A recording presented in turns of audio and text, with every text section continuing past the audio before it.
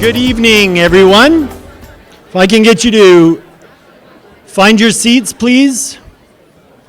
We'll get started here shortly.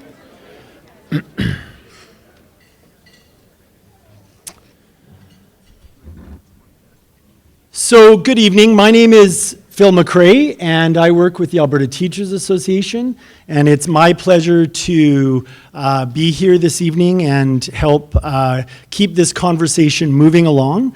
I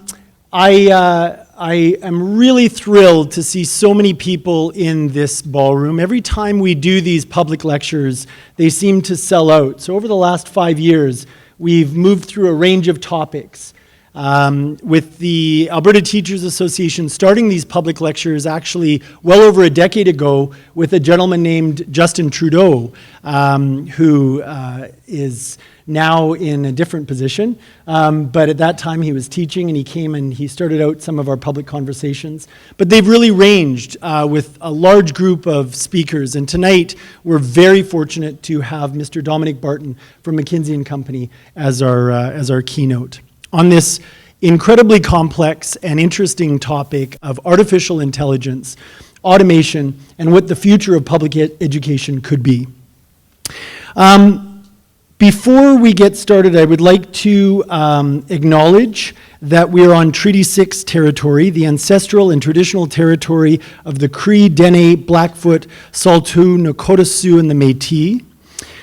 We acknowledge the many First Nations, Métis, and Inuit whose footsteps have marked these lands for generations, and are grateful for the traditional knowledge keepers and elders who are still with us today and those who've gone before us. I started my teaching career with the Blackfoot, and they gave me the name Apapum, which means lightning. So by the end of tonight, you'll know why. But we are all treaty members, and I think that's really important as treaty people, that we honor the heritage and the gifts of the First Nations, and in a spirit of reconciliation and collaboration, we acknowledge the lands that we are on tonight. I would also like to acknowledge my colleagues, Edmonton Public and Edmonton Catholic teachers who greeted you when you came in. Could I have them stand up for me, please? Or are they still outside? There they are. Let's give them a hand. They've been teaching all day, and they arrived at 5:30 with lots of energy, and I want to thank them for greeting and welcoming everybody here tonight as well. With our leadership in the Alberta Teachers Association are here this evening, some of them, and I would like to introduce them. I'd like to introduce the Alberta Teachers Association President, Mr. Greg Jeffrey. We have two district representatives here with us, Mr. Robert Twitterclib and Mr. Don Brookwell. Where's Don? There he is in the back. And we have the Executive Secretary of the Alberta Teachers Association here, Mr. Dennis Theobald. And I'm going to introduce Mr. Barton in a minute, but we have from McKinsey Spence Nickel and Aaron Malloy. They're here as well. And Spence was the Chief of Staff to our Minister of Education, so we got to know Spence really well when Minister Hancock was our Education Minister. I would also like to acknowledge we have a live stream tonight feeding on YouTube at YouTube Alberta Teachers is the address. And we have 8 international sites that are watching this event this evening. We have people in Helsinki, Finland, in Reykjavik, Iceland, in Boston, Massachusetts, in New York City, Vancouver, London, United Kingdom, and these people are really more. But I know of 8 international viewing sites or parties that are actually taking place in different parts of the world that will be feeding in conversation to us over the evening. So what I'd like to do is, if you're on Twitter and want to tweet out the conversation, the hashtag we're using is ABED, Alberta Education. And a lot of the resources that I'm going to share with you, the Changing Landscapes document that you received, it's digitized and it's on the teachers.ab.ca website, so you can find that there. And for those of you watching live, you can find a document called Changing Landscapes on our website as well. What I would like to do is give you a quick kind of an orientation to a very complex question and have you talk about it at your tables. Because we're here tonight to talk about what will this ambiguous, volatile, and complex thing called artificial intelligence and automation do to the future of public education, where many of us were educated in our public schools in Alberta or around the world. What will AI and a rapidly automating society, what will that do to the purposes of public education? What will we educate people for? What is the purpose of our education systems? So what I'd like to do is start off the evening with, first of all, I'd like you to introduce yourself, because I know that at these tables we have people who've never met. I'd like you to introduce yourself to somebody beside you. And I want you to share what you believe is the purpose of a public education system. Why do we have education? What is the purpose of a public education system? We'll just take 5 minutes to have that conversation, and people online, you can have that chat in the background, okay?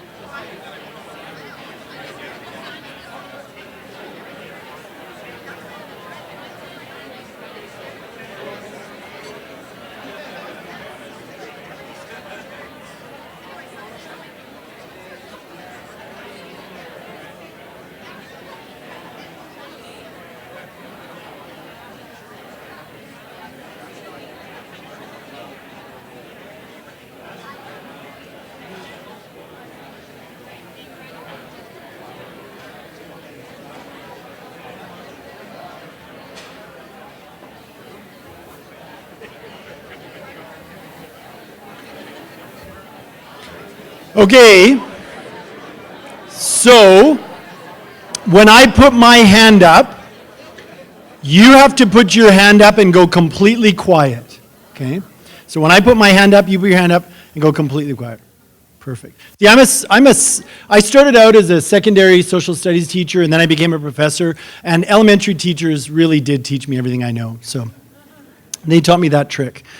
So this notion of a public education system and what its purpose is it to create, creative, resilient young people, or is it about analytical, STEM, this kind of false dichotomy, this sense it's one or the other.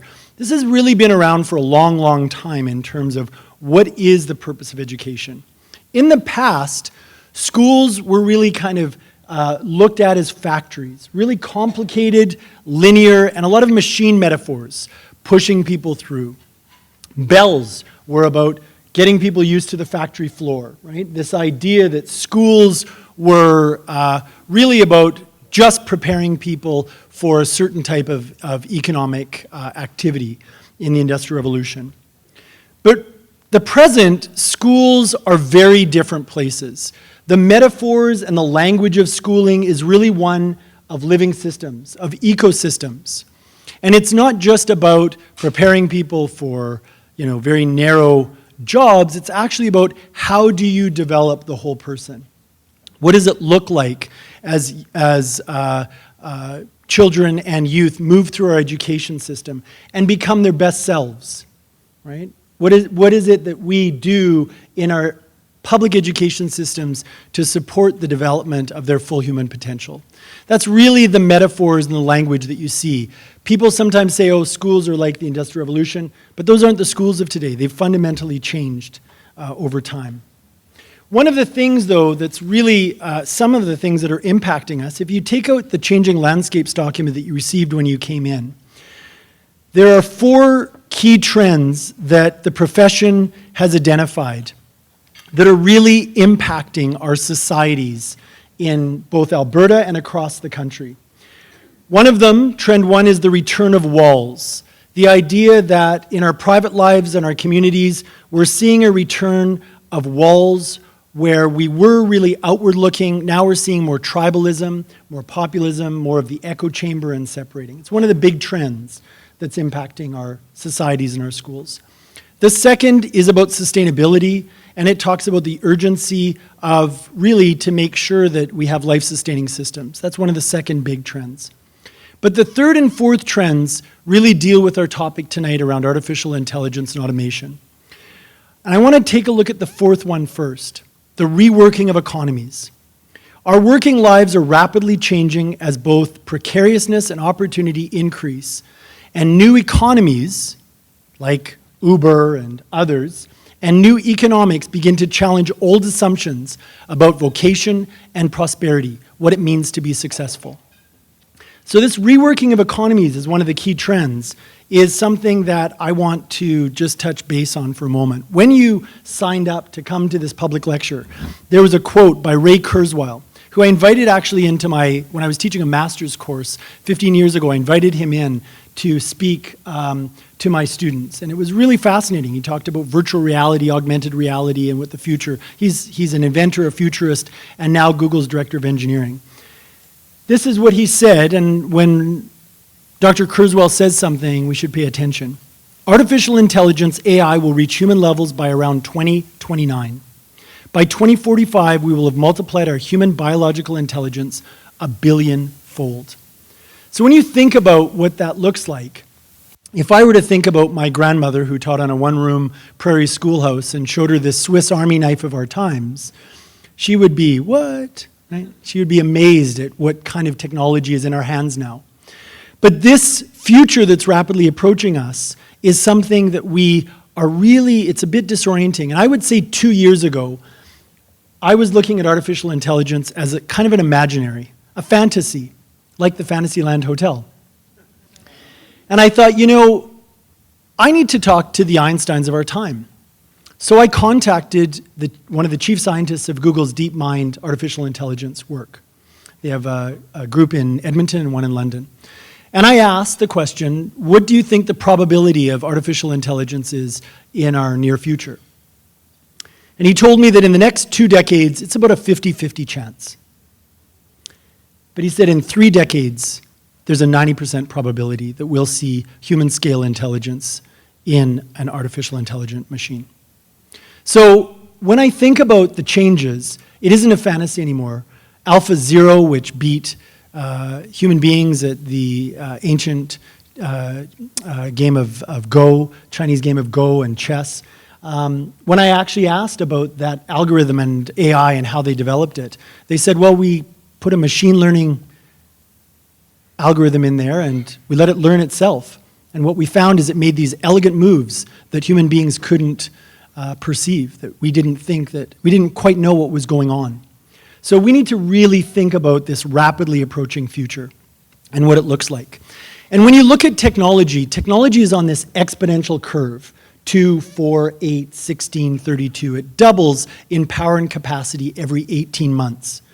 And this is what it looks like when you take a technology and see it penetrate into a population of 50 million people. So I'm a 6th-generation ranch kid from Alberta, and I can tell you that in the beginning, radios were not all over the place. They started to slowly move across North America, and it took 38 years for radios to penetrate into a population of 50 million people. It took telephones 20 years, television 13 years, cell phones 12 years, internet 4 years to reach 50 million people, blogs 3 years, Facebook 2 years, YouTube 1 year, and Angry Birds 35 days to reach 50 million people.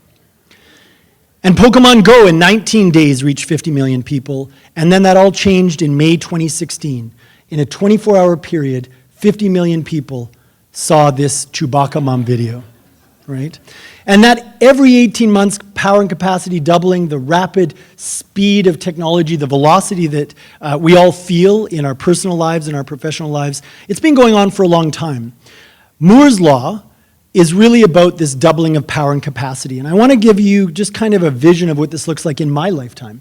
In 1967, MIT's IBM 794 had a processing speed of 0.25 MIPS, 144 bytes of memory. If you saved like 3 words on a Word document, that was probably 144 bytes.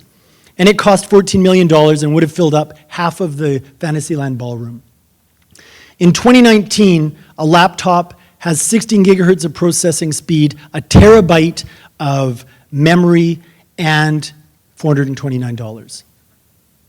The world's current supercomputer, Sunway Tialite from China, has a processing speed of 93 quadrillion, memory of 5,591 terabytes, and it costs about $237 million. Smart as a dragonfly. If we take this every 18 months of power and capacity, what's it going to look like in 2023? What kind of quantum artificial intelligence will we have just over a decade from now? What will the cost be? What will its power be? It'll probably appear as if it's magical, right? I'm going to ask this question. How many in this room have a cell phone that has a camera and email on it? Put up your hand. Keep it up really high if you have a cell phone. Okay, keep it up. How many of you had that cell phone with email and a camera 10 years ago? 12 years ago?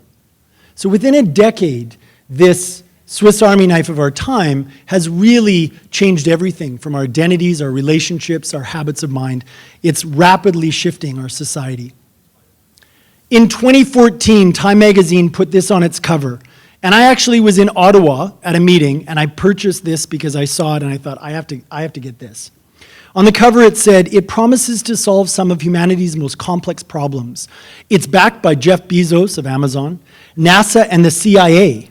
Each one costs $10 million and operates at 459 degrees below zero, and nobody knows how it works, right? You know, this notion of quantum computing isn't an imaginary anymore. This is D-Wave out of Richmond. This is the group that sold their computers to NASA and the CIA. And these quantum computers operate in a way that we can't even comprehend yet. So we're really on the verge of pretty rapid change. This is smart contacts. Google has created a patent for this in 2012, just to give you a sense of how rapidly technology is changing. It has wireless energy charging. When you get close to chargers, it charges it. Embedded data storage in it, wireless antenna. It'll measure your glucose levels for diabetes, and it'll have augmented reality. This patent existed 2012. Nokia has a patent for vibrating haptic tattoos. So you have a sensor woven into your skin, your phone rings, you touch your tattoo, and you can answer it, right? This is the kind of world that we're rapidly moving into, the Internet of Me. Not just the Internet of Things, but technology embedded, a heartbeat on a watch that can be sent anywhere. And soon, we'll never be offline. In 2014, Time magazine had this on the cover. The Apple Watch is just the start. How wearable tech will change your life, like it or not. But will that wearable technology be smart technology, or will it be super, super, super, super smart technology? And what are the implications? I love this, because this was an actual ad for the Sony portable video recorder. Now a videotape recorder that goes anywhere you go. And I would be surprised if he didn't have a spinal injury after trying to film this, but you know, the world has changed pretty dramatically from the past. Now we have neuroprosthetics, the idea of augmented cognition, extending our memories, weaving in this blurring boundary of carbon and silicon. Inside this changing landscapes, the third trend, if you open it up, is the surrender of the self. And it's really about how automation and networks are filling our lives everywhere, all the time, shrinking the space we leave for ourselves to act, interact, and express our identities in a complex and shifting real world. So this notion of the self and what our life looks like and what it means to develop human potential in schools, these are big questions for public education. And they're really big questions because the University of Oxford, the Oxford Martin School, has a project on automation, and they made a claim that 47% of US jobs are at risk of automation in the next decade. And they actually gave a probability ranking, right? So what it means for an elementary teacher to a bus driver, from a paralegal to a surgeon, all of these different categories. And I know that Mr. Barton will give us much more insight into this, but it really begs the question, what knowledge is of most worth? When we think of education and teaching the next generation, helping the next generation flourish and move in to the future, what knowledge is of most worth? And this was a question that was asked in 1859 by Herbert Spencer. And the committee that was struck then actually created our modern system of disciplines of math and geography and history. At that time, they taught Latin and a few other things. But really, it was from this question that we saw the emergence of kind of the modern high school discipline system. So at your tables, I would like you to share with somebody new, maybe on the other side or across the table or as a table as a whole, what knowledge do you think is of most worth in a world that is volatile, complex, uncertain, and really rapidly changing? Okay, 5 minutes.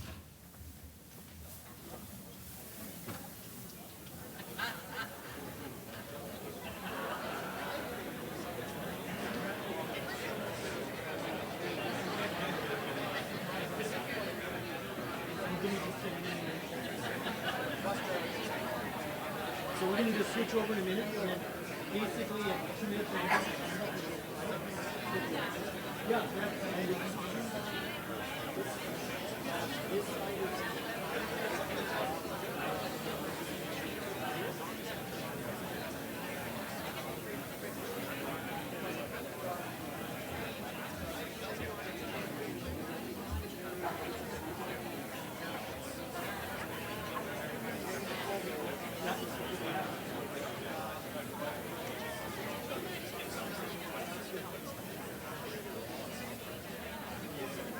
So I'm just going to switch.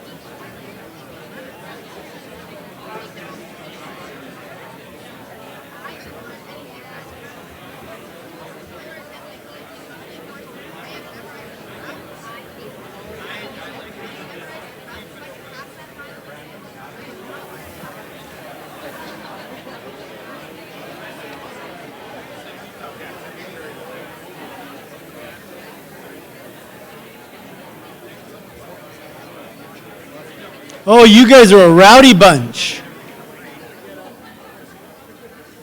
Just like that. Perfect. All right, so later on in the evening, we'll have about an hour where Dominic will talk to us about artificial intelligence automation and what they mean for education. And then after that hour at about 8:30 or whenever Dom would like, we're going to open it up to questions both in the room and online. Again, I want to thank you because these public lectures, anybody can get a ticket, anybody can come.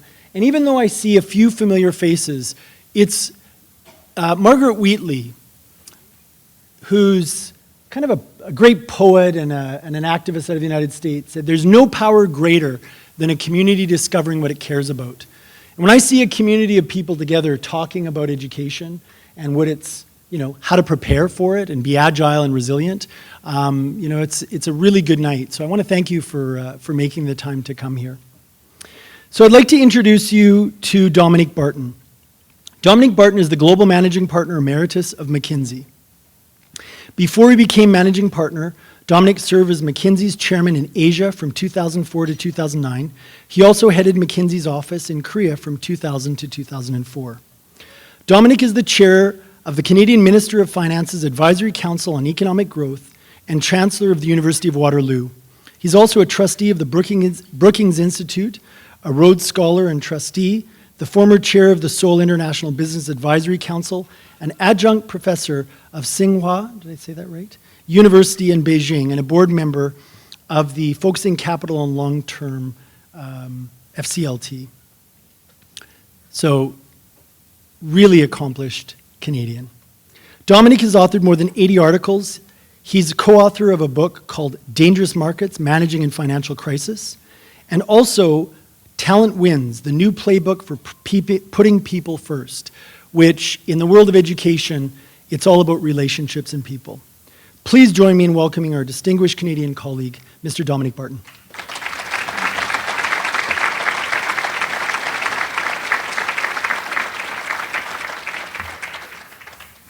Thank you so much. Phil, can you hear me okay?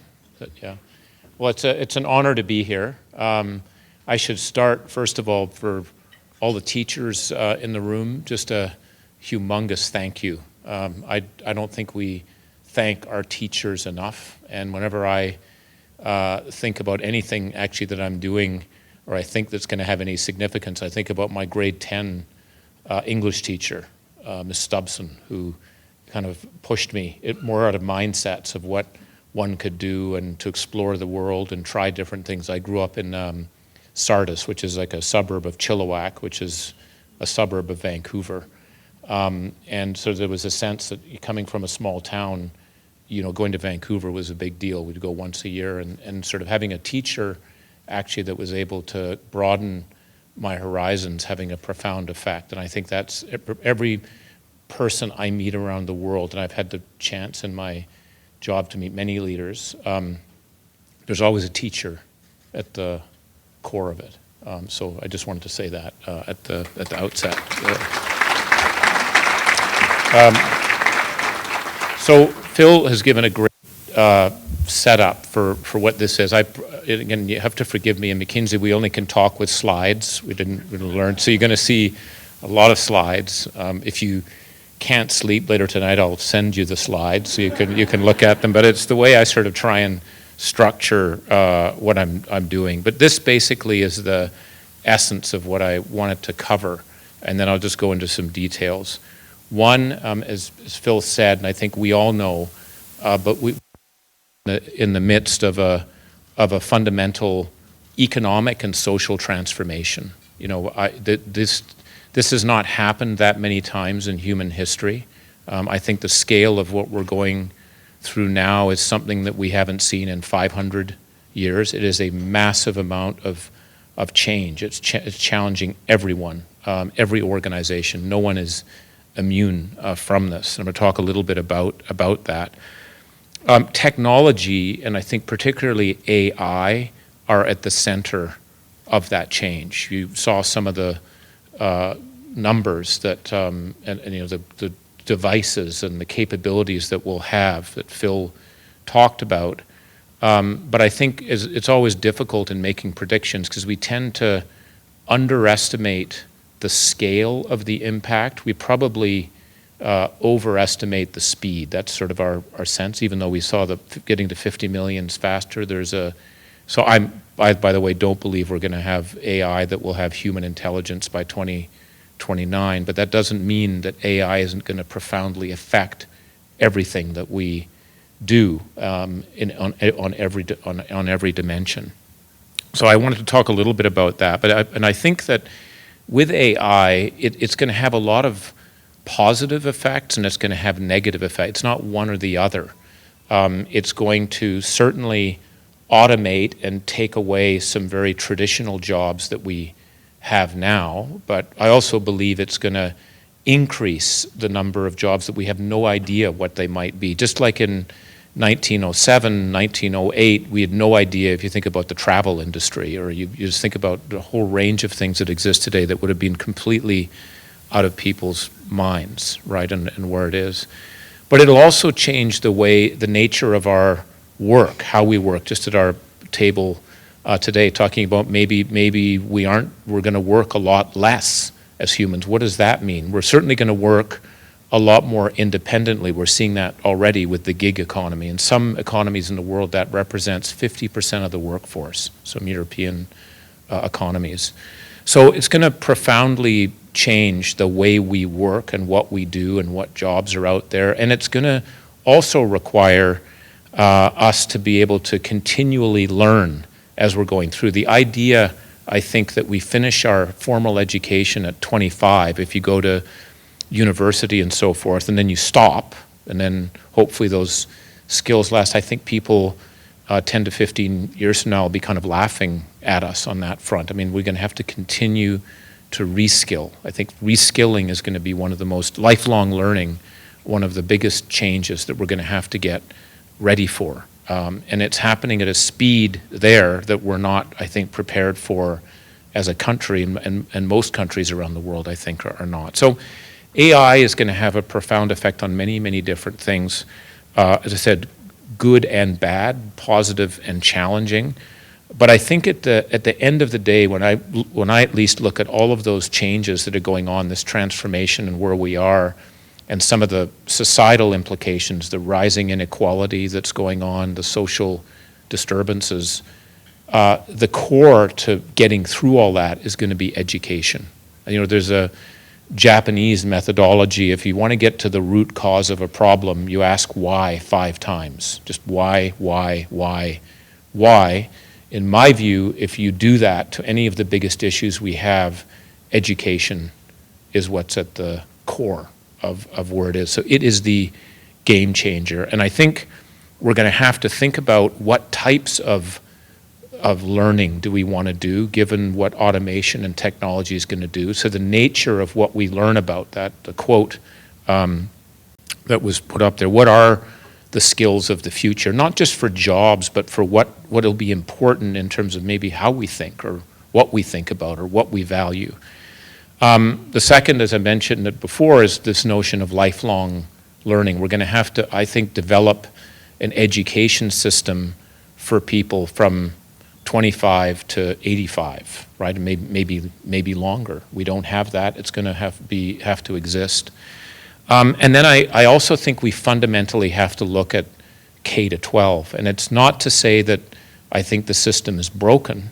It's just that as every other organization has to look at things, we have to challenge our orthodoxies. I was taking notes as Phil was talking about that notion that education is a factory, right? And you think about desks all in nice rows and the bell, that was the thing that struck me, that to get us to, I didn't realize that maybe had some linkage to working in factories, but that notion of how we learn surely has to change. And I think the thing we have to be careful about is you don't want amateurs like myself saying this is how you do it. One of the things I find frustrating, I was in a session with Fareed Zakaria, who I admire a lot, and he was saying, why do we get kids to memorize math tables and history when we've got the phone? And I'm sort of going, it sounds good. It sounds like, why do we do that?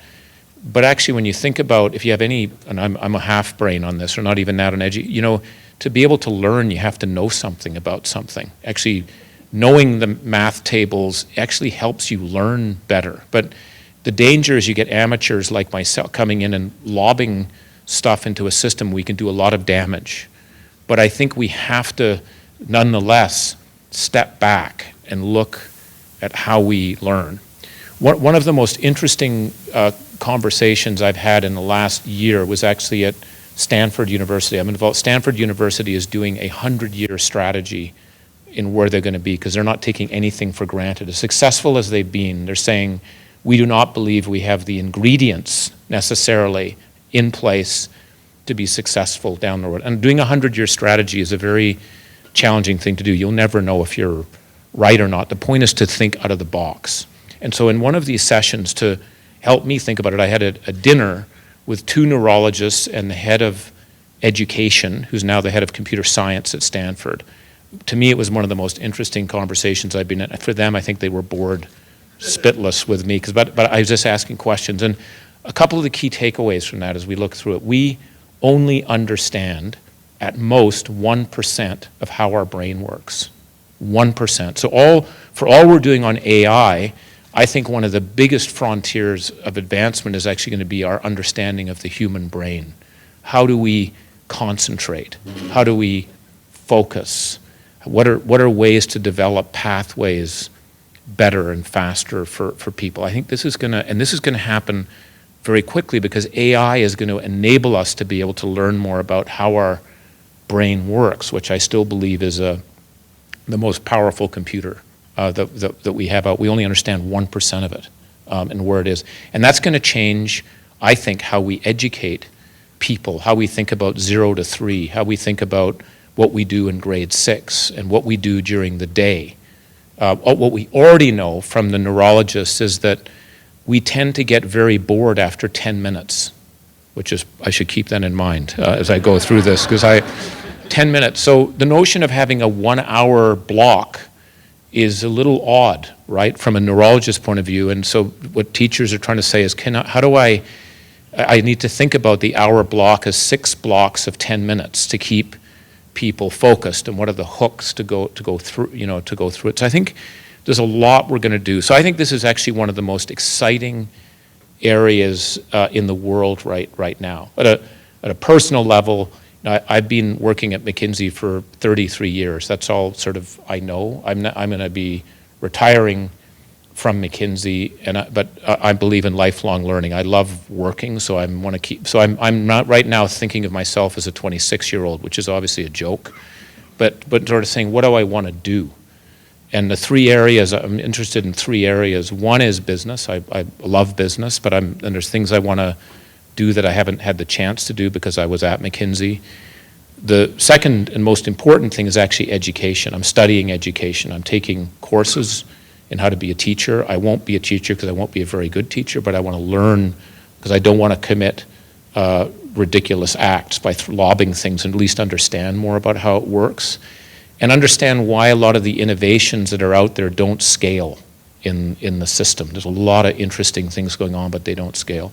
And the third area is public policy, because I think the world that we're in now has a lot of conventions about how countries and systems work together that have to be rethought, I think. So I'm trying to dabble, but education is at the core.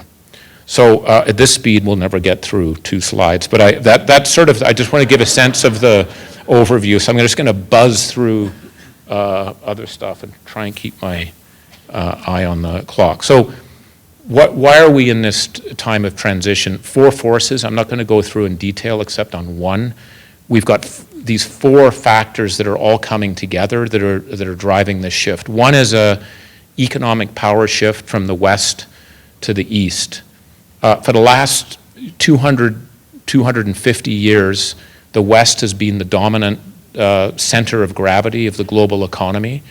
For the last 5,000 years, it's been Asia, but we're coming back to Asia. That we're going to see 2.4 billion new middle-class consumers in the next 25 years. They're mainly going to be in Asia and Africa, and it's going to shift fundamentally our structure of where the economy is, and it's happening faster on that case than we think, including at McKinsey. We like to talk about it, but when I look at our footprint, we're not moving fast enough on that side. That in itself is a profound shift over in my view, literally over a 5,000-year period. What we've seen and where we're going is going to happen quite quickly. Second is technology. Talk a little bit more about that. I think we're only in the early innings or early chapters of a 100-chapter book on technology. We haven't seen anything yet in terms of where that is. We have a third force, is the aging of the world. We are going to be the oldest as a planet that we've ever been in the next 5 years. We're going to have more people over the age of 65 than under the age of 14, right? And that's, as I get older, I think that's good. I think it's, it's a nice thing. But that has huge implications on productivity, right? Because if it's workforce participation that drives growth fundamentally, at least in the traditional sense. And if we don't keep working, we're going to have a problem on that. And Canada is actually the most rapidly aging of OECD countries after Japan. In my view, Japan's already gone off the cliff. So we've got a big issue that we're facing right now. Now, there's parts of the world that are very young, mainly in Africa and parts of South Asia. But that in itself is that's a change, because a lot of our growth in the West, in Europe, North America, from the post-World War II, especially 55 to about 15 years ago, was driven a lot by demographics, workforce participation, women coming into the system. That kind of gravitational force is going the other way as we look ahead. And then there's this need for a new societal deal. This notion, I think it was the second or first of the trends you laid out about walls. We are becoming more tribal. We're becoming less together, more polar, more short-term, more unequal. And that has pretty profound implications on stability of systems and societies. And populism is a very natural outcome of that. And the question is, how can we work on that system at the same time as all these other things are happening to ensure there's stability? So that's the context we're in. Many people call it Industry 4.0, but we are in the, whatever way to look at, the fourth industrial revolution, and I think it's going to be bigger than any of the others. Technology, as I said, is the biggest driver. I'm not going to go through it. It's not just about mobile and the internet. There's a lot of other capabilities that are coming in terms of energy storage, advanced materials, blockchain, cryptocurrency. There's a whole range of technologies that are coming in. We're just in the beginning stages of the biotech revolution in how that's moving. And what's driving it is really 3 forces coming together. One is this massive increase in computing power.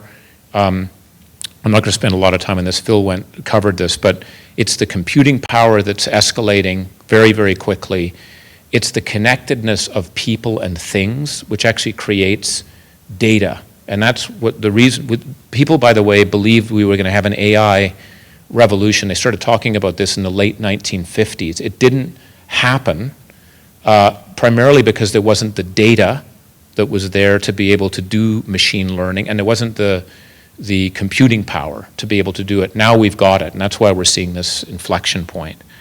And then you've got a significant increase in the amount of investment in AI. I think one of the things that's fantastic for Canada. While we are a resource economy, and by the way, I'm a big believer, we've got to keep nurturing that economy because it's critically important, not only for us, but for the world. We are rapidly becoming an AI center, and it's in Edmonton, it's in Toronto, it's in Waterloo, it's in Montreal, and it's in Vancouver. And we've got an incredible amount of talent that's being developed and that's coming to the country to drive this. So I think this is something where we can play more of a role. I think these numbers are way underestimating what the scale of this is going to be, because we aren't talking about all the different industries that it's going to affect. I'm going to skip through some of these slides. I would say, just as an example, AI is being applied very effectively now in energy management systems. DeepMind, which is the organization that built AlphaGo, which was that machine that beat the Go player with one of the most ancient games in the system, they've applied this now to real-world issues. They've reduced Google's server energy costs by 40% by using AI, 40% reduction in that. They're applying it to healthcare in the UK. The government's allowing them to move into the diagnostics area, and we're seeing some very big numbers. But this is also the case in agriculture. One of the areas in business that I'm getting involved in is actually startups, and I'm helping a startup in Vancouver called Terramera, which is applying artificial intelligence to plant growth, how to more precisely put fertilizers and pesticides into plants. The way these guys explained it to me, because I'm an idiot, I said, if you explain stuff like a 4-year-old, they said, you know, when you have a headache as a human, you take 2 aspirins and you put them in your mouth. He goes, well, the equivalent for a plant, what we do is we do the equivalent of standing in a shower and having aspirins pouring down you, and hopefully 2 land in your mouth. That's kind of our model of how we do plant. I'm exaggerating, but that's how they got my attention. And so they're trying to figure out how we can do that, but it's AI that's actually helping to figure out how that works. It's in education. There is not a single organization or industry of significance that's not being affected by this. We don't talk about our clients. We're actually doing work for the Pope, and the work we're doing for the Pope is nothing, thank goodness, to do with religion, because we wouldn't be qualified. But he set up an AI advisory council. And again, I'm not a very good student of the Bible, but I didn't read about AI in the Bible. But if you're the leader of one of the largest and most important religious organizations in the world, you better understand that, and more particularly the ethics of AI and how that works. And so all of us have to think about this. I'm gonna jump through this. These are some of the estimates we have of where we think AI will have an impact. I think this is going to change almost every year. A lot of it's in retail, transportation, and logistics. And UPS uses AI to figure out how to get a truck to turn left or less often, and by doing that saves about 5% of their total fuel bill, right? And a human can't do that, but a machine can, in terms of how they drive it. One of the other things I'll just mention on basic materials, and again, Phil mentioned AlphaGo, which beat the Go Master, right? This is, again, a 3,000-year-old game. And what this AlphaGo did is it did learn on itself. It played itself to come up with ideas, and it made 2 moves that humans for the last, 2,500 years said were bad moves or impossible moves to win. It actually did these moves and won. And the insight, if you talk, Demis Hassabis is one of the co-founders and kind of the real thinker in that group. What he said is that has implications for the periodic table. We are not going to assume that periodic table is right. Here, think about these guys saying that stuff. Like, seriously?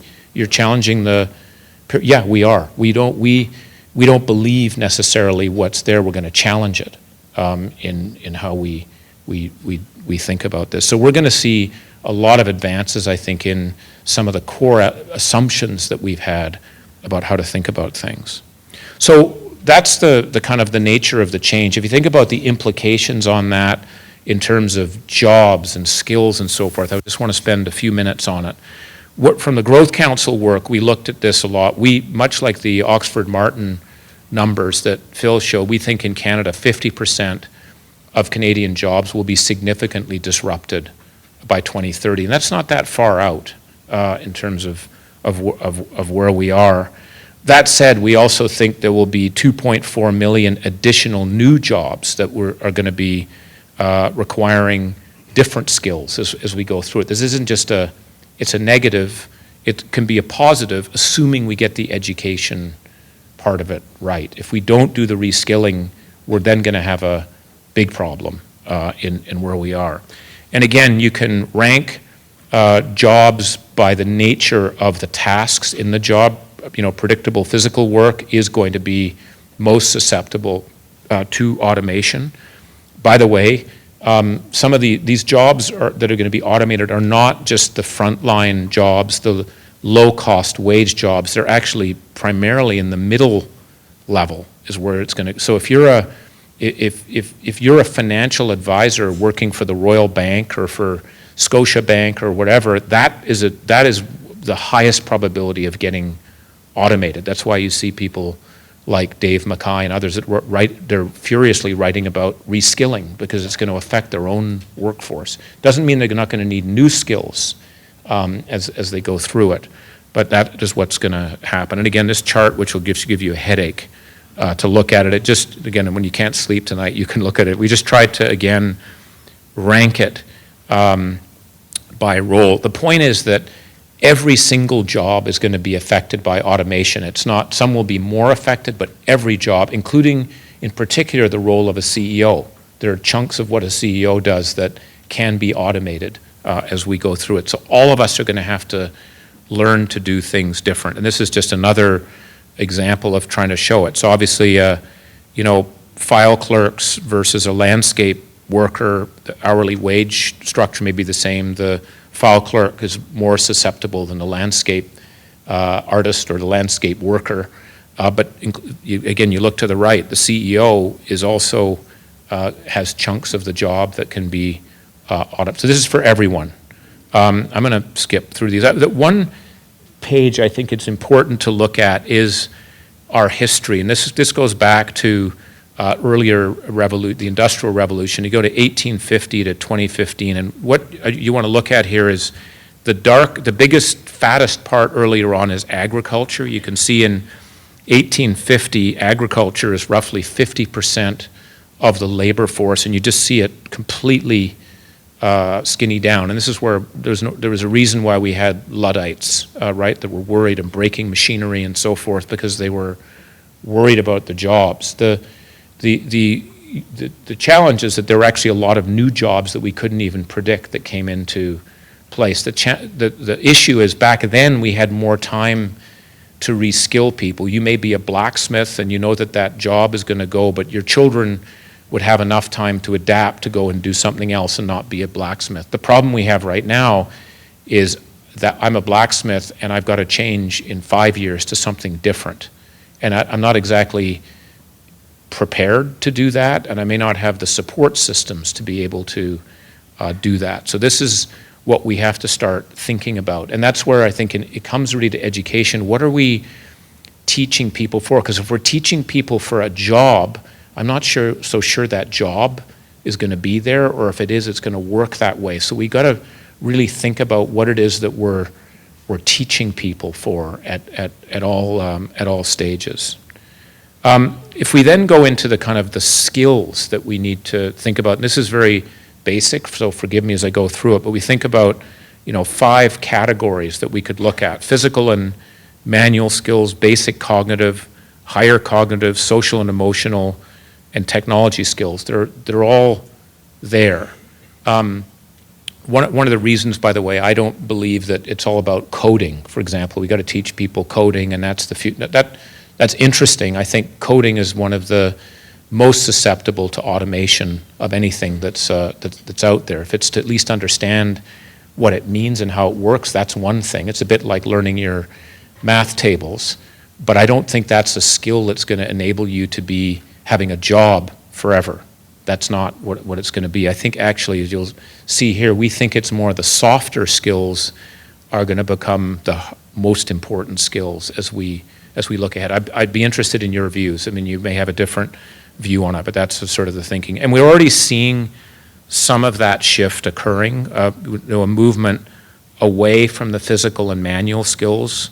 And that's a pretty big number from 2002 to 2030, what we're seeing, basic cognitive, and then we're seeing the increase in higher cognitive, social and emotional and technological skills. So we just need to think a bit about that in terms of, again, how we're educating people, young and old, as we go through this. So this is a real aspirin page to look at.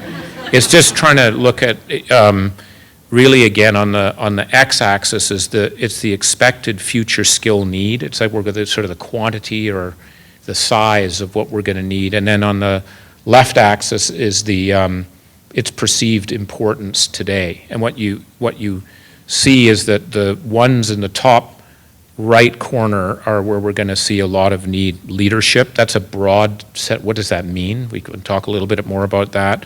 Critical thinking, creativity, communication. You see a lot of soft skills on their teaching and training. It probably, hopefully, will go up. I personally think that's going to become more critical in what we're doing, because I think it's going to become part of lifelong learning as we go through it. It's also going to have an effect that's very different by industry. So if you think about energy and mining, and one of the jobs I've sort of taken on as I'm retiring from McKinsey, I'm the chair of tech resources, which is the copper mining, steel making, coal, and we have we do things in Fort Hills as well. What you're seeing is that we're going to see the yellow is sort of big loss of physical manual. I'm already seeing the automated trucks, automated mines that are operating there, but we're also going to see the need for more on the technological skills and social skills. Mining companies and oil companies are some of the most sophisticated digital players on the planet. Most people don't think that would be the case. It is. But we're also, I think, healthcare is an area where we're going to see an explosion of opportunity.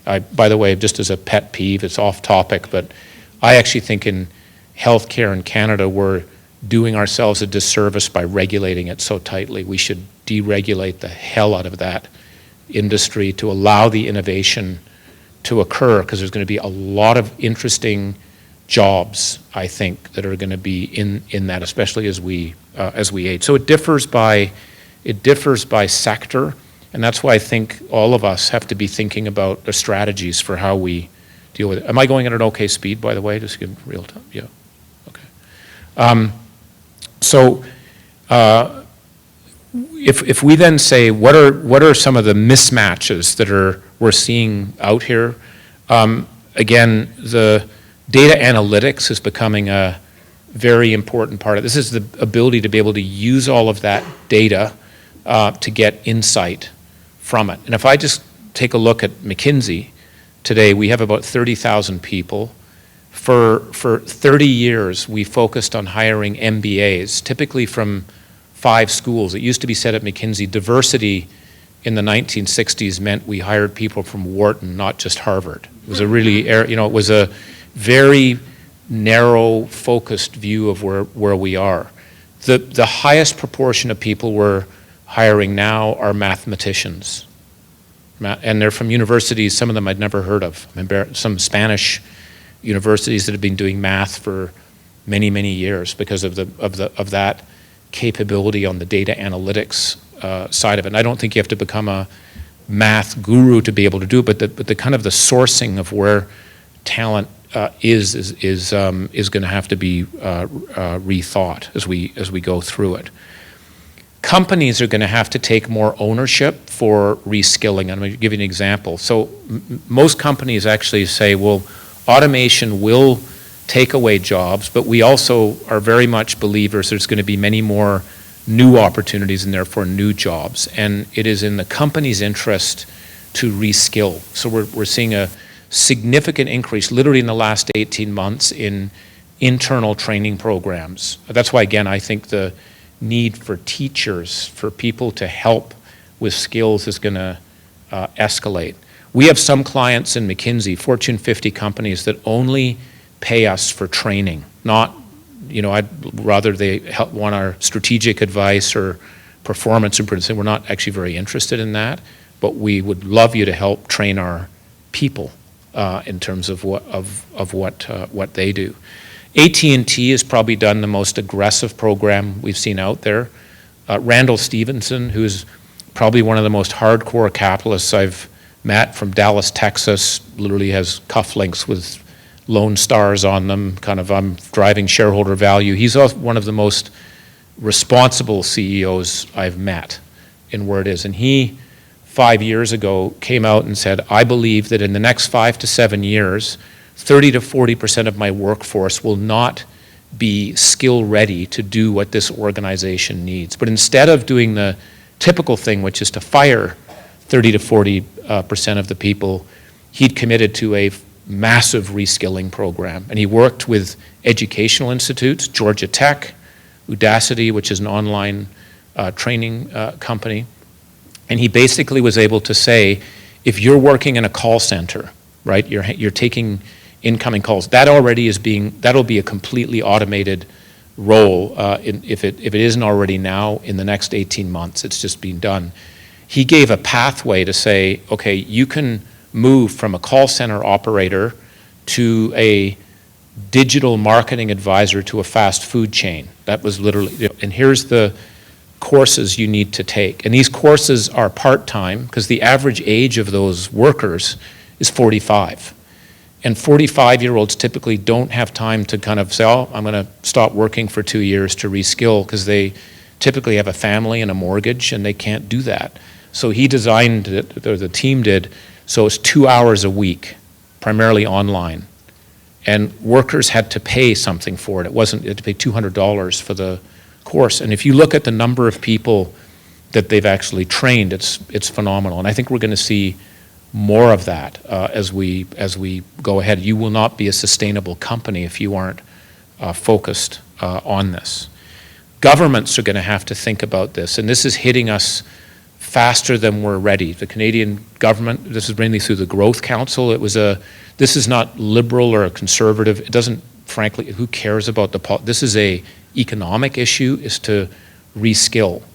And you're seeing this now emerging in many countries. The UK, probably the most advanced in the world is Singapore, which, by the way, many of you, I don't know if you may not know this, they actually, one of the most celebrated days in Singapore is National Teachers' Day, right? It's a huge, the focus on education is unbelievable.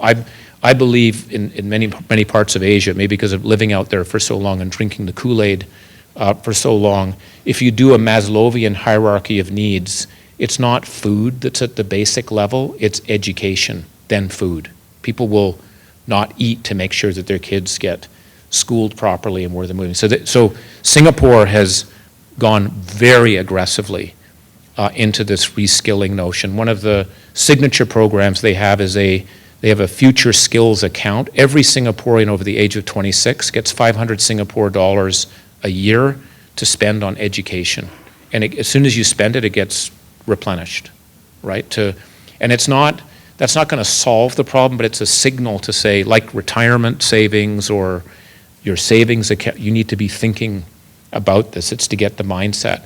The other thing I'll say about Singapore, just while I'm on it, they are typically number 1, 2, or 3, depending on the year, but in the top 3 all the time on the PISA scores. By the way, Alberta, I know, does extraordinarily well. So you guys there's something magical happening here. But it was interesting in a private conversation with the Minister of Education in Singapore, he said, I actually wish we were 3rd quartile on the PISA score. And I was going, what the hell are you talking about? He said, because what we're measuring today, I don't believe is going to be as important for the future. We need to be able to break it down and start over. My worry, given that we're top, if I do that, I'll be hanging from the lamppost because parents are going to kill me for messing. But that's what we have to do. So I think Singapore is a place to actually look at what's happening. Also some cities in China, Shanghai, the speed with which they've moved through the system, I think, is something to look at. So we believe that I think we're going to have a major program in this country, which is the equivalent of, we have an education system, which we all love and cherish. We have an unemployment system. We're going to need to have a reskilling system. And I'm not going to bore you through this. This is an area, it was interesting with Bill Morneau, when we were doing this work, we at first just talked about having a skills lab and having a market to try and understand more about what are the future skills and where are they going to be. He didn't think it was good enough, so he wanted us to double down again. And my own personal view is I still don't think we're taking this as seriously as we should be, and we need to move on that. Final part, and then I'm going to shut up here, is on the primary education side. You know, we're spending about $2.8 trillion a year on K-12. It is actually, on an overall level, going up, but we've got some pretty big gaps. These are just global numbers, right? About 70 million people not having access. One organization I'm involved with is the Malala Fund, right? Which is, and the objective of what Malala has is to try and get 130 million girls into the education system over time. So we've got big gaps. We have a lot of people who could have access that are not participating, and then we have systems that aren't. Where this is a major issue. I think, as I said, Alberta is if you will, your starting point is many people would die to be able to be in the position you guys are in. I'd love to, while I'm here, learn more about how that has happened, why there has been that focus, because it truly is distinctive. I'm just saying this globally. I have no skin in the game here. I'm just saying it's a fact. We should celebrate it, and we should nurture that, because it's a huge advantage. But if you look at Canada, well, overall we've been doing pretty well. It's actually been declining. Well, one of the things that we did was we have an AI firm in McKinsey, and they decided, and we've done work in education, and the AI people said, well, we'd like to have a view. And honestly, in McKinsey, from our education practice, there was a view of, what do these guys know? They don't understand how education is. So these are data scientists who know nothing about education, looking at years worth of PISA data to come up with insights. And this is, again, just an example of sort of taking our own medicine, AI on education. And there were really three insights. They looked at 100 million data points in doing this. One is that actually student mindsets accounted for a very high proportion of the performance difference. Now, we get into what does that mean and how do you actually affect it, but this is a very soft skill, more so than socioeconomic issues, and that's quite a controversial finding that's out there. Teaching practices matter hugely, and what they found here is it's a combination of, if you will, very strong teacher-led but inquiry-based. One of the things, this is again where I worry about the hucksters like myself coming and saying, well, because I met a lot of people like this, who say, you know what we need? Tablets. We're just going to give people tablets and you don't need teachers. There's literally 7 technology companies that are spending a huge amount of money with that belief in the system. As far as we can see, it has no basis in reality. It doesn't mean the money's moving into that system. But this combination of teacher-led but also inquiry-based is critical. And then that if we are going to put money into technology and education, around the teacher, not so much the student, right? Help the teacher be able to teach the program better. And this is where we're seeing some interesting advances on AI on that front. So that really is some of the takeaways. I'm going to skip through some of these. I just, on the mindsets one, because I think this is again how you break down, this is the breakdown of predictive power about how people do, right? So it's the mindsets are 37% of what actually matters in where people are. Home environment does matter. It's not inconsequential in where things are. Student behavior, school factors are around, again, the size of the classroom, and some factors around the teacher, and others. And the Canadian data is not that different from the North American data. When we talk about mindsets, what are the mindsets that seem to matter the most? It's a growth mindset, the idea that I can learn, I have to continue to kind of push myself as I think forward. motivation, anxiety. I mean, one of the things I'm taking away from this is I worry that we test people out of the system, right? Or we're focused on trying to get people good scores as opposed to learning. And I would say I'm a product of that. There are many courses I didn't take in university because I was worried about the marks I would get. Like the course, the topic area I wish if I could do it over again, would be philosophy. Because I find a lot of the issues that I've had to deal with and that CEOs have to deal with are more philosophical issues. That sounds a bit odd, but you often get the right versus right decisions. Both decisions are right, but they go against each other in where you are. But you know, these are, if you're focused on trying to get good exam scores, it may not be where we're moving. And I think we also take out a lot of people that learn differently. You're kind of told I'm not doing well, you're not good at something. So there's something in that, I think, that's important.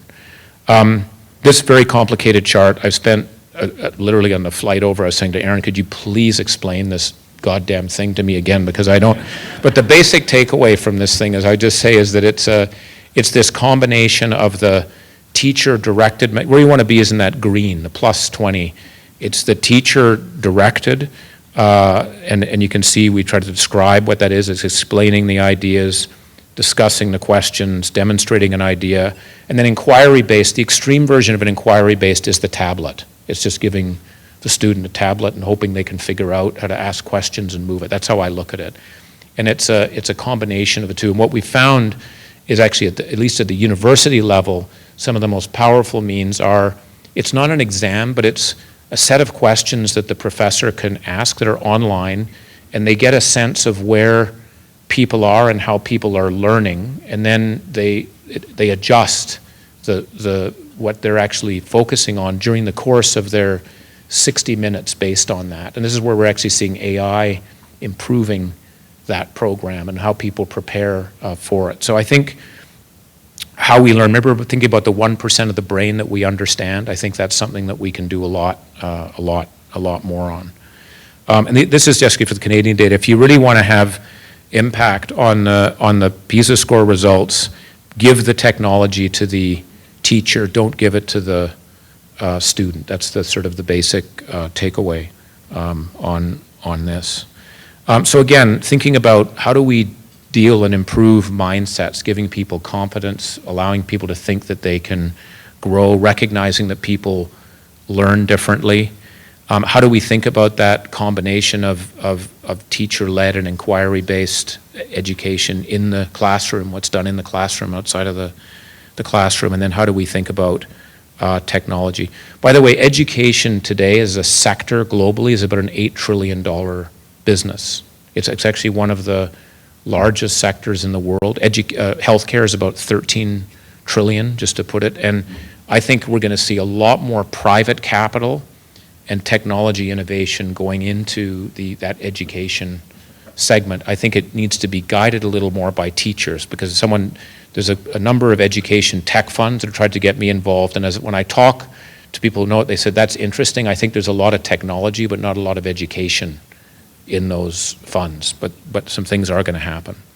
So I'm going to shut up at this point. I hope I've just given you a bit of an overview of kind of, we're in a time of massive disruption like we haven't seen, I think, in 500 years. We're in the early stages. It is going to have, particularly driven by AI, profound effects on the type of jobs that we do and that we will have, and more importantly, in the type of skills that we need to learn, given before, and I think has very big implications on what we teach and what we need to learn, even back in K-12, which I think is fundamental. There's the economist, I can't remember his name, in the University of Chicago, is it Hancock, who does the value of education, the productivity of education. You start 0 to 3 is the highest, and then it declines. I worry because the kind of line cuts off at about 28 years old. I think that line's going up, but the point is, we've really got to think about the K to 12 to prepare people's, I think, mindsets for what's coming. So I'll truly shut up there. Thank you for listening. Yeah.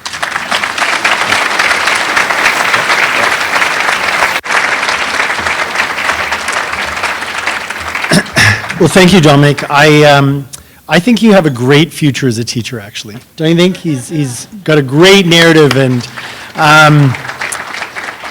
most importantly, you take a lot of complexity and you really make it understandable, and that's what teaching is, right? I'm struck by a few things that you've said, and we're going to open it up to some questions here, both online. We have several that have come in, but also from people in the room. But I'm really struck by the notion of that lifelong learning, that we need to really think about not just a pedagogy, which is learning within K-12, but that outside of the school. And I don't know if you know this, but Abraham Maslow did some of his early research in southern Alberta. And when you talked about in his hierarchy that maybe education needs to be the, one of the bases, I think that's really important. I also was struck when you talked about student mindsets, about the impact of inequities in our society, the rich growing richer and the poor growing poor. And what does a growth look like in a society where we have this tribalism, this gap growing, and how do we make sure that, especially in our public education systems, we have equity to develop all those mindsets and that kind of full human potential. And I'm going to lead off one of our first questions in a moment here, and it's really around kind of algorithmic bias. AI and algorithms and, how they're biased in some of their construction and what your thoughts are around that. But what I might do, just to get some mics moving around the room, I'm going to ask Duncan and Morgan McCrae, who are my kids, to come up and grab a microphone on the table. Because, and we better give them a hand because I forced them into this mic running across the room, but it's their future, so I want them to listen and be really wise listeners. Side of the room, Morgan, you're on that side of the room, and maybe we'll just start off with a general question on algorithmic bias, and then I know Helen, you have a question that you wanted to ask. So, first question is artificial intelligence. There, can you hear me? Algorithmic bias and the biases that are being built into algorithms and AI, and what are your thoughts about how we can think about that carefully?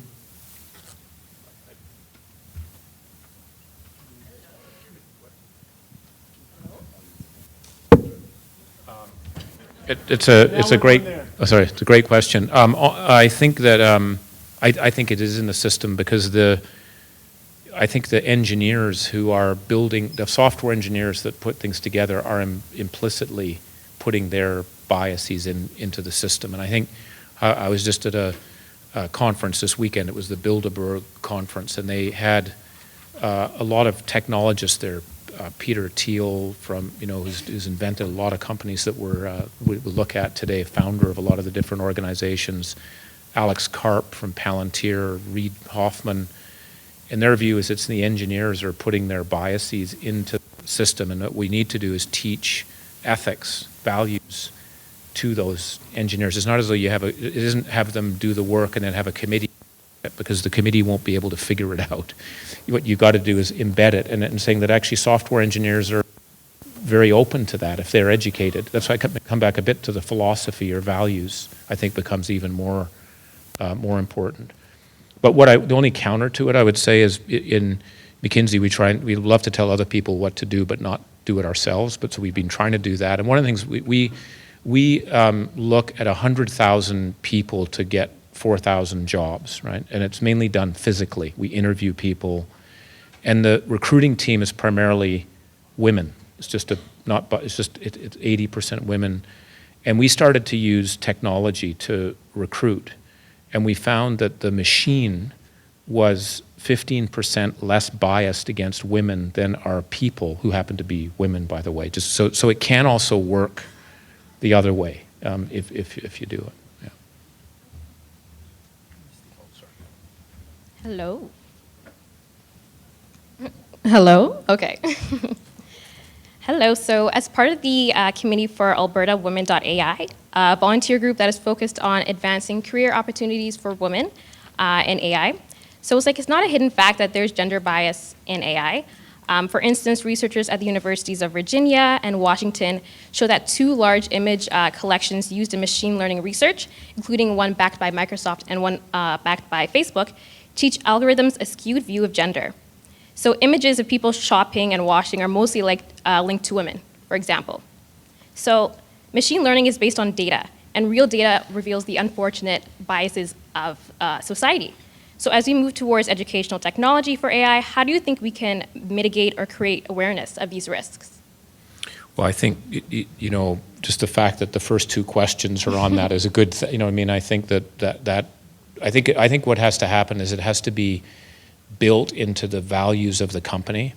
There's a group in Switzerland, St. Gallen, which is a very good university there, does a lot of innovation that's going on, and they are requiring that the founders actually address that issue specifically in what they're doing. Because the notion is that if you think about Facebook and the challenges that they're having, it's just they were completely unaware of the implications of what they were building would have. And I think people are saying that's actually not acceptable in the sense of it may not be it's not their fault, but it's unacceptable not to think about that now. So you're seeing that being driven into venture capital firms that are actually saying, how do you deal with bias in what you're doing? Not just gender bias, there's many other biases that are put into that system. And I think, again, it's making sure the software engineers are also aware, because I think one of the dangers with bias is it's unintended bias. I don't think it's deliberate. It's just people don't know what they don't know. So that's where I think we have to drive it. Yeah. So you talked about reducing the regulation in healthcare. Are you talking about reducing safety or first do no harm? I think that it is incredibly hard to do that, and there are lots of tendencies in the other direction. If you look at stem cell tourism, for instance, there are a lot of people in this room who would feel inhibited that it's not easier to go to a clinic and get a stem cell injection, yet for Health Protection Canada and the FDA, that's the biggest challenge that they face in terms of human safety. So I don't think that, it seemed like a very quick comment, but I've never heard anyone before say that we should deregulate healthcare. It's too sweeping. So what did you mean exactly? What area of healthcare? Sure. How? Yeah. Where? When? Great point. But I'm going to say it again, just in case it wasn't heard. And I think probably saying deregulation in general is too broad of a term. So I think there's clearly areas in research, gene intervention, and so forth. What I'm talking about is basic health delivery. So I'm going to give you an example. I find it shocking that I can't get remote treatment from a doctor on a cell phone. I'm giving you an example of how this works. China don't have enough doctors. There's a client I've worked with for many years called Ping An, right? They're an insurance company.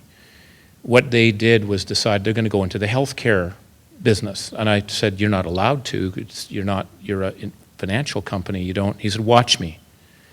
So his first product he put out, because, by the way, there was, not the gene therapy, we're not talking about that, I'm talking about health delivery. His product was, he hired 1,000 doctors, put them into the equivalent of a call center, a nice call center, and said, you can call the doctors 12 times a year for the equivalent of $100 a year. That was the product. That's it. That was the product. You call a doctor, you can talk about whatever you want. Do you know how many customers he has now? He has 220 million customers. He has data now on what the actual issues are that are facing a lot of people in China. So I'm talking about basic health delivery. So when I think about Newfoundland, right, that doesn't have enough doctors in Newfoundland. We don't have enough doctors. People are in remote communities. Why aren't we allowing Newfoundland to do remote? That's what I'm talking. Because the greatest scandals have been there that you know, they've had tremendous problems with fraudulent testing and Yeah. Well, I guess many my other point, things. So it just isn't as simple as just no, it is. make But it the only easier. thing I would say though is on it is it's always easy to do the fear effect. It's always easy to pivot to the concern, and I get that. What I'm concerned about actually is I think regulation should have a dual lens, which is to protect, but also to encourage innovation, and that's a very difficult thing for regulators to do. Right, but it is being done. It's being done in Singapore. It's being done in the UK. I actually think we are more restrictive here, and again, we have to be careful about how we do it. But the only last thing I'd say, it's easy for me and you to say that stuff when people don't get any healthcare service whatsoever. That's the part.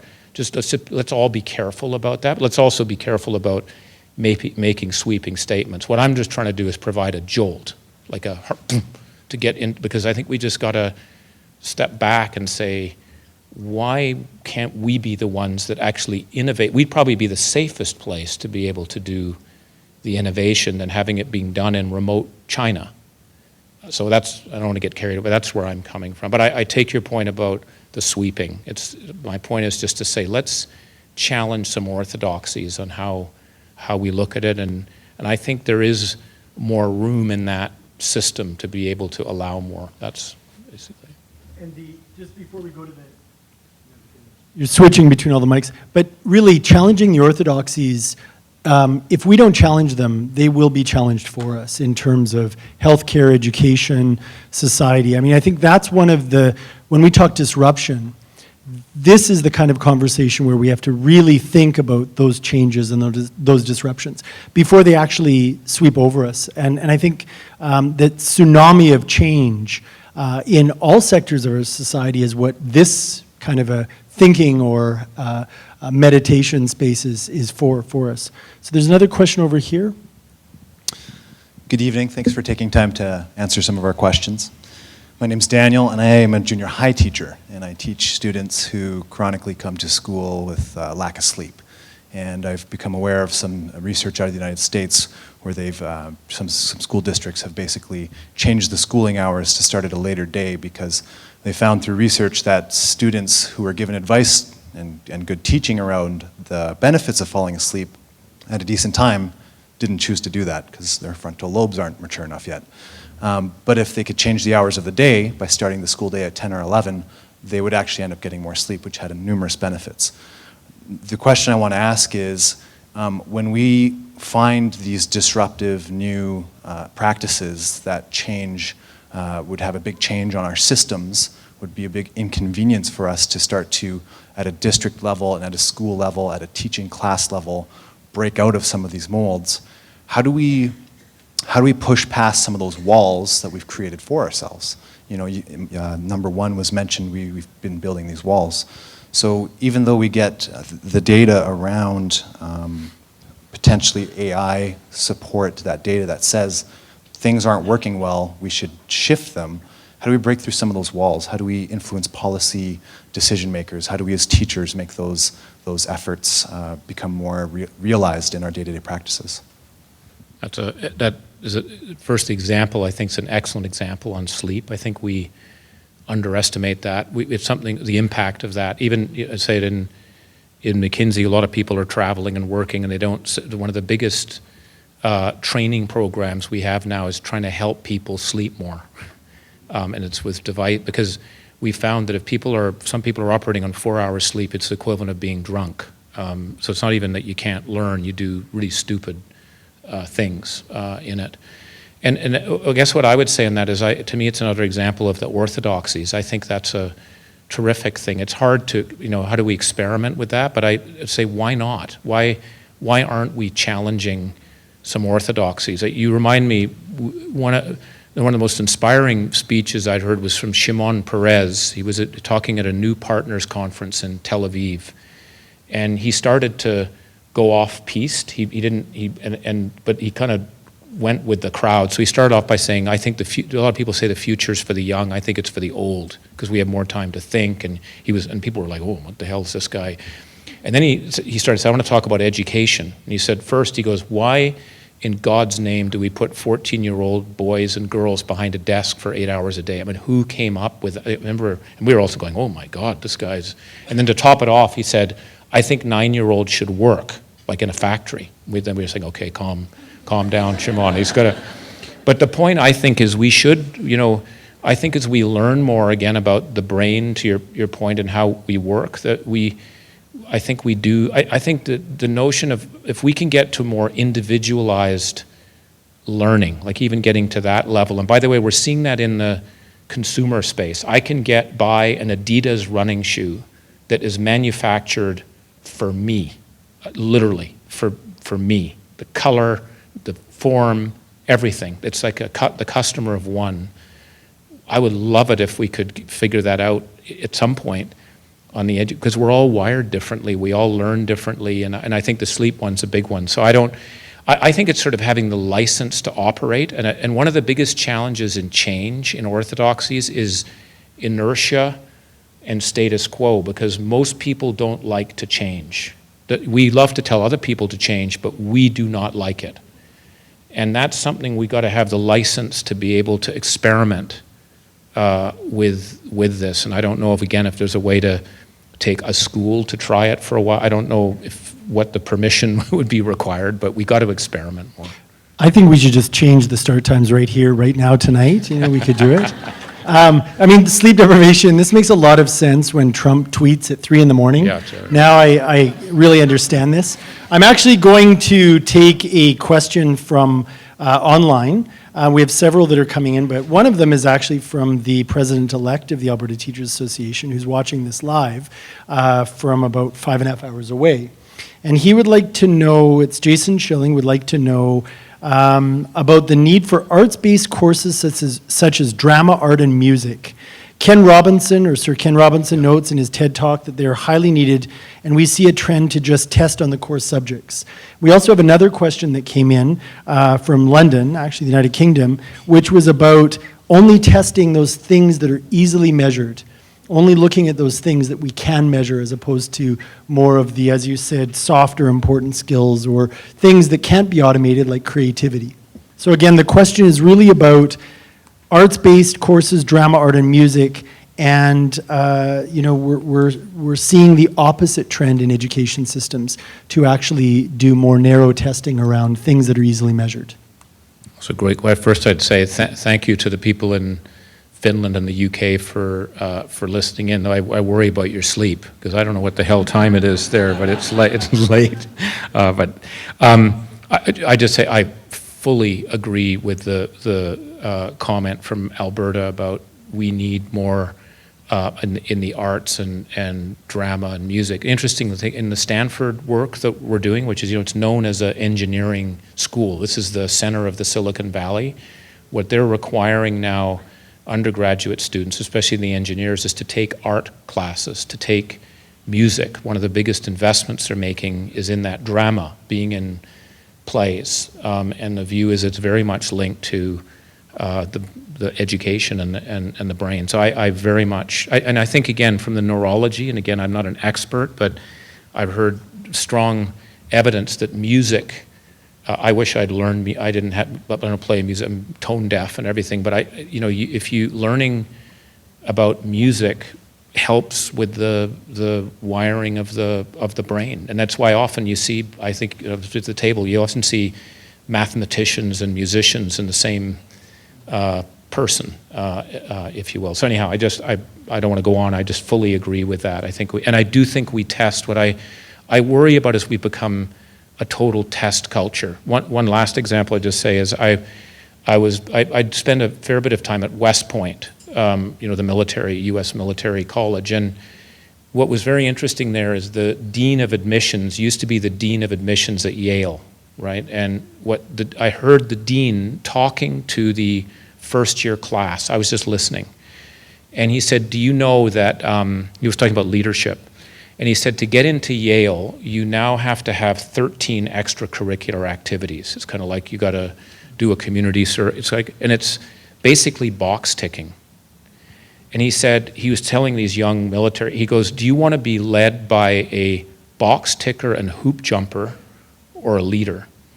And I think with some of the things we're doing on testing and we're kind of, that's what we're guiding versus actually getting to the essence of it. And that's why I think I don't have a solution. I'm again nervous about throwing in, lobbing stuff in with it, but I do think there's a fundamental issue with testing in terms of it narrowing us, but also it knocking people out or affecting mindsets that say, I can't do this, or I'm not, and it may just be because I have to learn it differently. I don't. Yeah, no, thank you.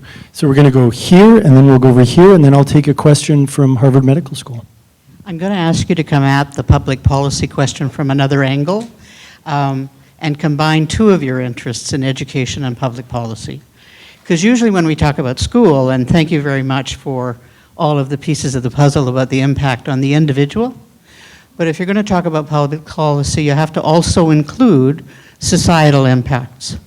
So I'd be interested in your thoughts on, if it's public education, then by definition you've got a whole ecosystem of policy, things which influence what can happen at the school, but it also then has to have a look at what's the bigger picture of all of this happening on a general societal piece.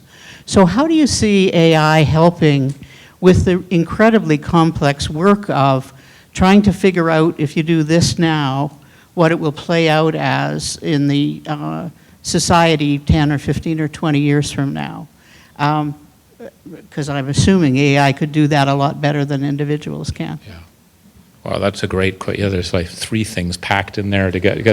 But no, you do. Yeah, you're an AI for his machine. But you know, I think they're very much intertwined. And we were talking at our table. I'm actually a big believer in the public education system. I worry about the private education system more from a social capital point of view, and the rising inequality of opportunity that we're seeing is fundamentally happening from, I think, the education system. You know, I've lived in New York for the last 3 years, and I live in Hong Kong, and it's amazing the effort that's put into what kindergarten your child goes into, because it will affect whether you get into an Ivy League school. So I do think the public policy side is critical, and how first of all, I think we have to seriously ask ourselves as a society, are we spending enough money on education? My answer to that is no. It's just, you don't have, it's no. It's just not we are, if you think about what's going to drive an economy that's where the challenge is. Our political system is such that you don't get any benefit from that in the time you're in office, if you will. So I think we have to think about it's an investment, it's not a cost. Education's an investment. And then I do think what AI is going to be able to do is allow us to do it much more effectively. Maybe at some point we'll spend less because we'll be doing it better. And where I think AI is going to help is maybe on the systems analysis. You gave I gave a rough glimpse in this work. It's not as sophisticated as it needs to be. But I think what's even more important is how it will help students and individuals learn. So to me, it's like AI and the brain, the combination. And what that means is, are we spending enough in research and education? What's our budget for that? And what experiments are we allowing to be run to try and see where things are? Because what the beautiful thing about AI is you can get answers, you know, so if we can do it in predicting cancer, which we're already beginning to be able to do with some basic types of cancer, I don't see why we can't do more of that on it. So I just think it's the two do go together, or the three go together, and I hope we invest. I mean, one of the things we're going to talk about tomorrow with the government is resource reallocation, and I don't know the facts on this, but one of the things I find interesting is it's very difficult for governments to reallocate resources in different areas because there's a lot of inertia, there's politics. And I'm not saying corporates get it right. We have to be very careful about making those comparisons, but the most successful corporations on the planet reallocate about 10% of their capital and people a year. So I would tease in the federal government the size of our fisheries department. Fish is important, don't get me wrong. But do we really need a department of the size it was 60 years ago today? And what are the new areas? So education to me is one where we need to be shifting more, and maybe it even breaks down into different subgroups, I don't know. Worth a longer, yeah. So we're going to take 2 more questions, and then we're going to thank Dominic and wrap it up. 3 questions. We're going to go 1 here, here, and then 1 online. So go ahead. There we go, thanks. My name is Trevor. I'm a teacher and a parent, and I've thought a lot about the economic impact of AI for my children. And I guess this question is about the renewed interest in the universal basic income. And is that, do you think, a direct effect of the economic impact, the potential economic impact of AI? And the second question on that is, who's going to pay for it? Because there's been some startups in Oakland, I believe, that, like some incubators that have put some feelers out there into some of those projects to supply universal basic income to some of the inhabitants of Oakland.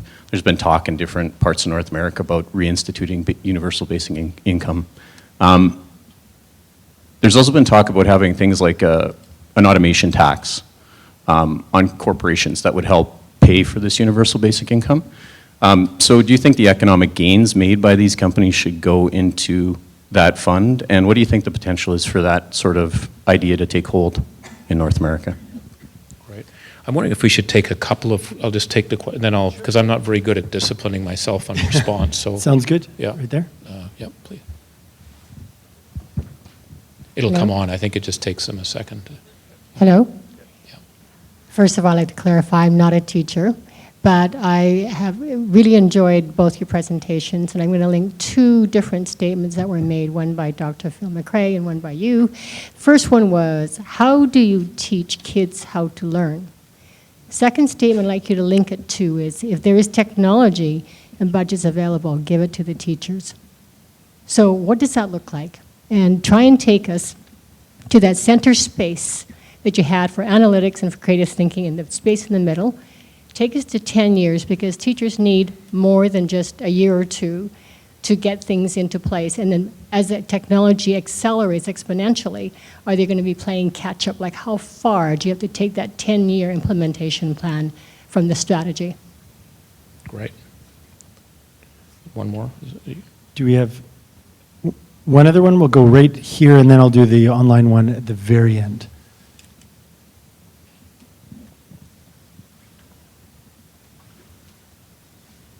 So I was just wondering, because you talked about how education is kind of at a disservice by focusing a lot on test-based education. But if we're starting to incorporate more AI, and that AI requires data to work, then how does that AI move us away from that testing-focused education rather than towards it? Great. Excellent question. Yeah. Okay, and we'll take the last one online. Okay. So this is from Dr. Michael Rich, who's a pediatrician at Harvard Medical School and a professor, and he says, starting as a physician almost 30 years ago, I was taught that medicine was scientific and that the body of scientific knowledge was growing so dramatically that 50% of what we were learning would be obsolete in 10 years. So when he started 30 years ago, he was told that it would be obsolete within 10 years, half of what he had learned. Since then, there's been a great investment in technology and AI to be able to manage all of the data. Yet, in my most difficult cases as a physician, it is not the database of knowledge, but the ability to listen and actually hear and feel people's stories that has led to the best diagnoses and treatment strategies. Yeah, we can give him a hand. It's the Chekhov I read, the Picassos I contemplated, the Mozart I listened to that have helped me the most as a physician. will AI ever be able to create Kosi Stantudi? No, it's a great. Well, first, I'm going to start with the last question first. But to me, that this reinforces the soft skills. As we think about it, it's not just the hard skills. So I'm not surprised, and I'm excited to hear what he's saying on that side. That's what the evidence is showing: is soft skills are going to become even more important. Working in teams, listening. How do you influence someone without having the power to do it? It's that type of thing. So I agree. And I agree. AI right now is a machine, but I don't think we should underestimate its ability to have emotional views. This is where we get to the issue about ethics and so forth. But talking to the people that are working on it, at DeepMind and other places, their view is that they believe you can actually do the mathematics to get emotion. Now that may be a bit of a bridge to it. I'm just saying that's where it's going. I don't think we're anywhere near that, but I think that we shouldn't be surprised when it does come. I don't know if I'll be alive when that happens, but I think we're heading in that way. But soft skills key. It's an excellent point on where are you from, by the way? Very smart student. Because I think that test-based, as you said, AI does rely on data, right? Which means results. The way I would try and square that circle is that I actually think we're going to need testing, but it's not to say you're good or bad. It's to know how you're thinking about it. And I'm going to weave this a bit to the second questions, which are give us a practical example of how a teacher would use it. What's happening now in some universities, Minerva University, if you haven't heard of it, it's worth looking up. It's basically an online university, high-end. They charge people a lot of money to go through it. It's global. But what's the sort of the signature of it is actually how the class is taught. It's online. And what the professor there has is data very regularly during the class on each of the students. Right? I think there's 17 students in each course. The professor will start off, let's say they're teaching math. They'll literally start with a quiz just to get a sense of where everyone is. Now, there's no way a teacher can analyze 17 people in one shot, right? But with AI and you have data, you can start to say, okay, well, Phil learns this way, Aaron learns that. And then he adjusts the course, right, and says, I'd like you to focus, you 5 people on this, so it tailors the course as they're actually going through it. 15 minutes later, they do another quiz. Do you know what I mean? But that professor is getting data from the tests. It doesn't mean that's the outcome. It's the information to try and learn how people are thinking. And so what they're saying is in the Minerva that the learning rates for everyone are much higher than what you typically see in those particular classes, right? And that's part of their value proposition. You'll come here and we are able to tailor the learning to you. That's why you should spend so much money coming here, and we're going to help you move to it. So that's how I would sort of look at it. I think it's not the outcome; it's an input, right? And the other thing I'd just tell you is I think you're going to see more employers, like for example. In McKinsey, again, we've gone from 100,000 to 800,000 applications for people that want to come in, and we've moved away from looking at people's GPA averages now. One of the last things I did was I said I want to hire 5 people in McKinsey who do not have a university degree, which was shocking for people internally. They're going, this is crazy. So why do we define people as smart or not by whether they went to university? And what it's forced us is to use technology. So the test we put out there is to design a coral reef. We just design, and you get points on how well you do on it. It's an indicator. What's most important is how people think. It's actually not the answer. It's not the outcome. We can actually digitally watch how people think. If you know, it may sound like a bit, maybe you're worried and we should be arrested for looking to it, but so I think what AI will do is, in testing, the way it works is it's providing input to provide insight, and that helps the teacher. And I hope that gets a bit at your what you're getting at. And again, I'm not an expert, but I think this is an area where there's a lot of investment going on now. It's an area of a lot of interest. The deep mind people find it very hard because there's a lot of other factors in education too. That you notice the home environment is still an important factor on those charts.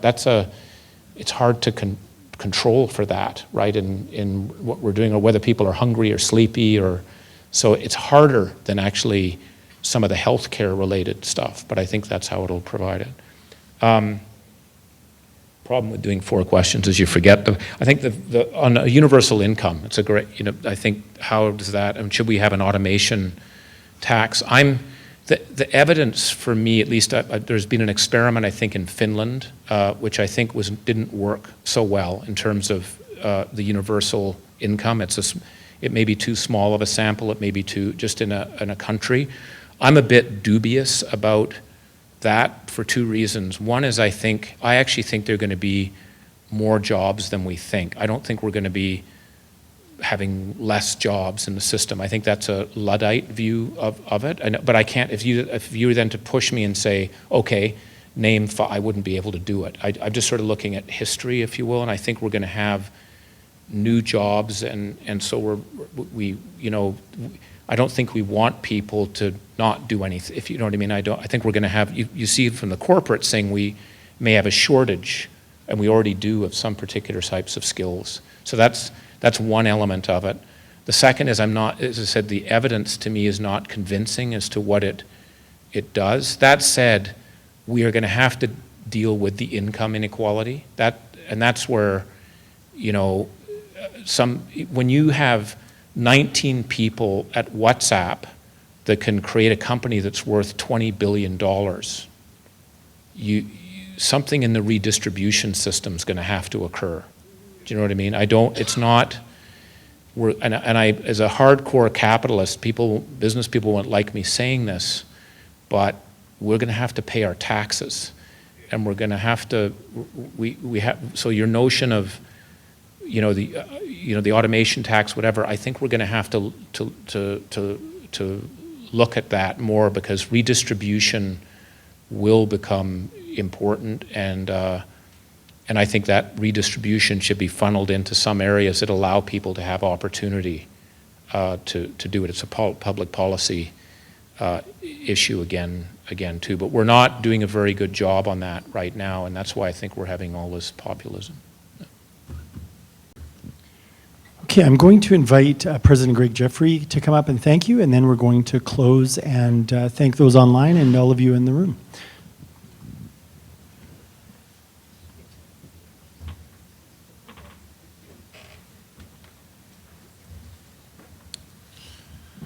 Thank you, Phil. Dominic, thank you for a fabulous evening.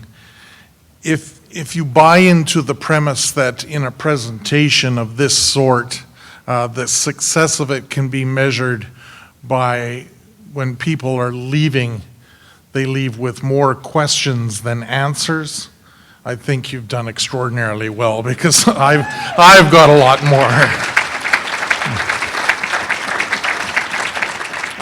Here in Edmonton, we have a couple of self-proclaimed experts in mathematical pedagogy, one a medical doctor and one a newspaper columnist. And David Staples, are you out there anywhere? I wish they had been here to hear this presentation, because some of the comments they've made have certainly been contradicted this evening, and would be very valuable if you had had the chance to teach them. You, sir, are a teacher. This is a group of, not all teachers, but mainly teachers, and the response you've received this evening certainly, I think, suggests that. I know it was no small feat for you to work us into your schedule, and we truly appreciate it. Thank you for spending time with us this evening, and please keep up your very good work. On behalf of Alberta teachers, thank you very much.